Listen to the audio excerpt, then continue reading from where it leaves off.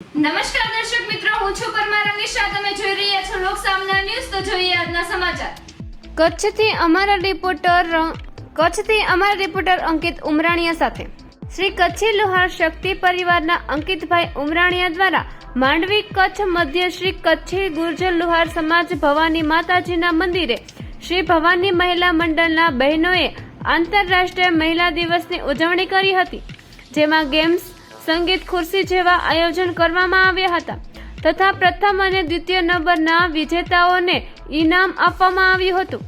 તેમજ આયોજનમાં પધારેલ સમાજના વડીલ માતાઓનું સન્માન કરવામાં આવ્યું હતું. દીપાલીબેન અંકિતભાઈ ઉમરાણીયા આંતરરાષ્ટ્રીય મહિલા દિવસનું સુંદર આયોજન કરવા બદલ શ્રી ભવાની મહિલા મંડળ માંડવી કચ્છ દ્વારા તેમનું સન્માન કરવામાં આવ્યું હતું.